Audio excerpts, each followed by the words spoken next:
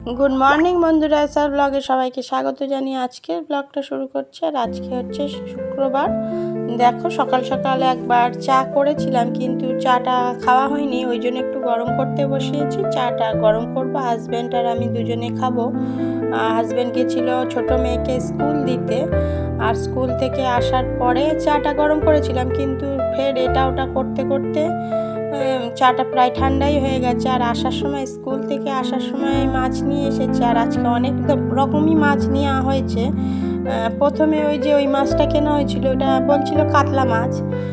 ওই মাছটা প্রথমে কিনে ফেলেছে, আর তারপরে এইখান থেকে মানে কেনার পরে একজন পরিচিতর সাথে দেখা হয়েছিল, তাদের মাছ পড়েছে এইগুলো দিয়ে, ওই জন্য বলছিল যে তাহলে জ্যান্ত মাছ যখন তাহলে একটু নিয়ে যাই বলে। পুঁটি মাছ অনেকটা বড় বড় ছিল সাইজের, ওই জন্য দেখে পছন্দ হলো, ওই জন্য নিয়েছে। আর ওই অনেক রকমের মাছ ছিল ওর মধ্যে, কি বেলে মাছটা, তারপরে আবার কি মাছ আমি অত নামগুলো জানি না, সেই সব মাছ ছিল। সেই জন্য অনেকটাই মাছ হয়ে গেছিলো, আর ওই জন্য শাশুড়ি মাকে বসিয়ে দিয়েছিলাম সকাল সকাল মাছগুলো কাটতে।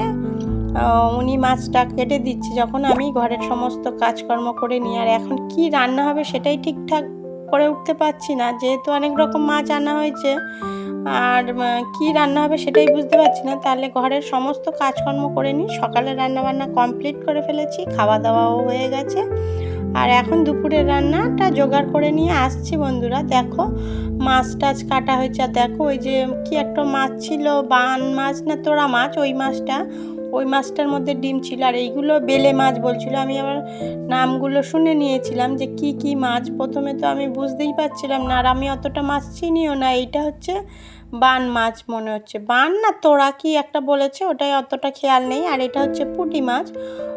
পুঁটি মাছটা শ্বশুরমশাই ভালো খান বলে পুঁটি মাছগুলো নিয়েছে। আর এই বিভিন্ন ধরনের মাছ, প্রথমে যেহেতু ওই মাছটা কেনা হয়ে গেছিলো, না হলে এই মাছগুলো দিয়েই হয়তো হয়ে যেত আজকে, কিন্তু প্রথমে ওই বড় মাছটা কেনা হয়ে গেছিলো বলে আবার মাছটা বেশি হয়ে গেছে। ঠিক আছে, কোনো ব্যাপার নয়, সবটাই রান্না করে ফেলবো। ওই জন্য সমস্ত কেটে ধুয়ে গুছিয়ে সব রকম করে নিয়ে নিয়েছি। আর এখন রান্নাটা বসিয়ে দিচ্ছি। কি কি রান্না হয় সেটাই তোমাদের সাথে শেয়ার করব। দেখো এখন রান্নাটা বসাইনি, আর এখন ঘড়িতে বাজে 9:30। অনেকটাই মাছ ভাজতে হবে, আর ট্রেনিংয়েও যাব, ওই জন্য করে তাড়াতাড়ি রান্নাটা বসিয়ে দিলাম।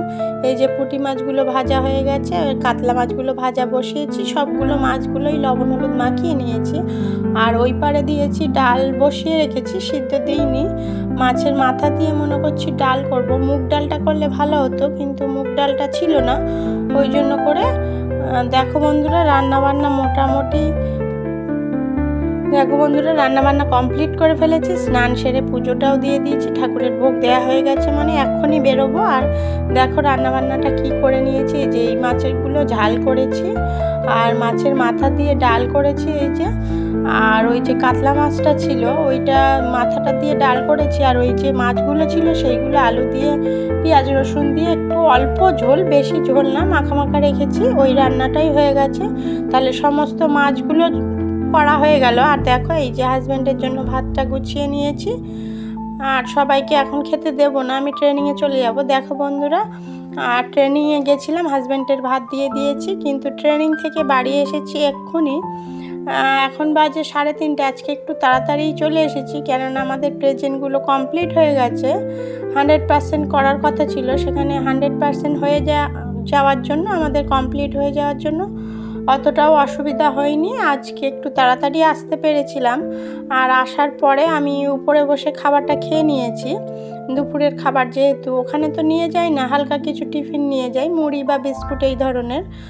আর বাড়ি আসার পরে ভাত খেলাম, ভাত খাওয়ার পরে উপরে একটু বসে রয়েছি, অনেকটা সময় কাটাচ্ছি, কেননা প্রচণ্ড তো গরম পড়েছে। আর উপরের পরিবেশটা খুবই ভালো লাগে আমার, বারান্দায় বসে থাকা বা দাঁড়িয়ে থাকা, আর ওপরে হাওয়াটাও ভালো আসে, ওই জন্য করে উপরেই বসে রয়েছি। তাহলে কিছুটা সময় কাটাই, তারপরে নিচে চলে যাব। গুড ইভিনিং বন্ধুরা, এখন হচ্ছে সন্ধ্যাবেলা নয়, প্রায় 8:30 9টা বেজে গেছে। আর আজকে রাত্রে একটু ভাত বসিয়েছি। অন্যান্য দিন রুটি করা হয়, এখন রুটিটা করব না, মাছ তরকারি অনেকটাই রয়েছে, ওই জন্য মনে করলাম অল্প অল্প ভাত করলে সবাই ঠিকঠাক মতন খেয়ে নিতে পারবে। আর রুটি করলে আবার আলাদা সবজির তরকারি করতে হবে, ওই জন্য আর রুটির ঝামেলায় যায়নি। তাহলে বন্ধুরা ভিডিওটি এই পর্যন্তই, ভালো লাগলে লাইক কমেন্ট শেয়ার করবেন, টাটা।